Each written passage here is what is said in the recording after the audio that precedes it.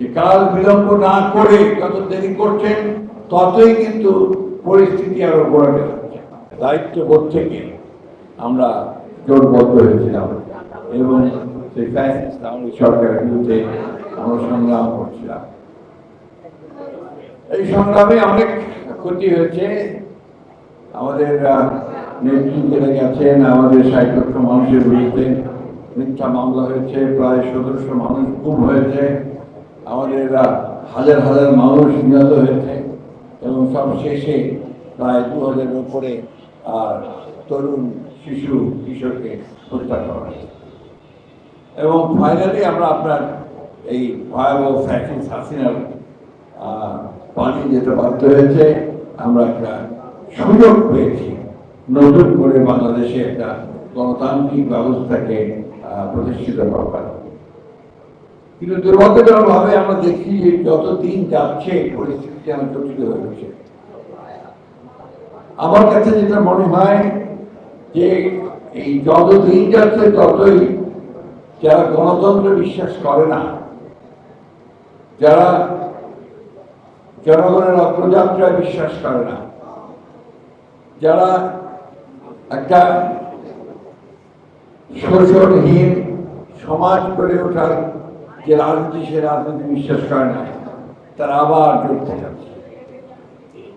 আমার কাছে মনে হয়েছে যে ফ্যাসিস্ট শক্তি যাকে আমরা বিচারিত করতে সক্ষম হচ্ছিলাম, তারা ভেতরে ভেতরে আবার সংগঠিত হচ্ছে এবং ক্ষমতা ফিরে পাওয়ার চক্রান্তে লিপ্ত হয়েছে।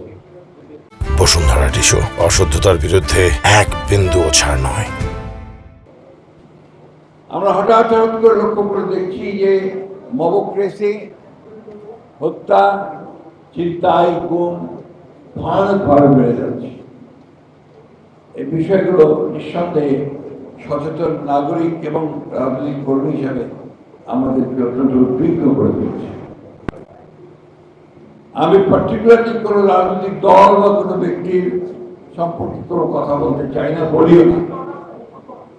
আমি খুব সংক্ষেপে যে কথা বলতে চাই যে সুযোগ আমাদের সামনে এসেছে, এই সুযোগকে যদি আমরা হারিয়ে ফেলি তাহলে বাংলাদেশ আরো বহু বছর পিছিয়ে যাবে।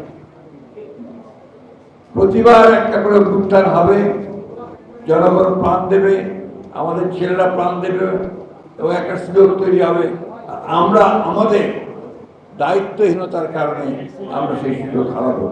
এটা হতে দেওয়া উচিত নয়। আমি এই সরকারের প্রতি আহ্বান জানাতে চাই যে আপনারা দয়া করে, বহুবার বলেছি, আবারও বলছি, যে কাল বিলম্ব না করে যত দেরি করছেন ততই কিন্তু পরিস্থিতি আরো গোড়াতে যাচ্ছে এবং সেই অভ্যুত্থানের বিরুদ্ধে যারা ছিল, বাংলাদেশের বিরুদ্ধে যারা রয়েছে, গণতন্ত্রের বিরুদ্ধে যারা রয়েছে, তারা আবার সংগঠিত হয়ে সেই গণতন্ত্রকে নস্যাৎ করবার জন্য কাজ শুরু করেছে। তাই দেরি না করে যত দ্রুত এই সংস্কার, সনদ এবং নির্বাচন, এই তিনটি বিষয়কে সামনে নিয়ে দ্রুত এগিয়ে যেতে পারা যায়, ততই দেশের জন্য মঙ্গল হবে।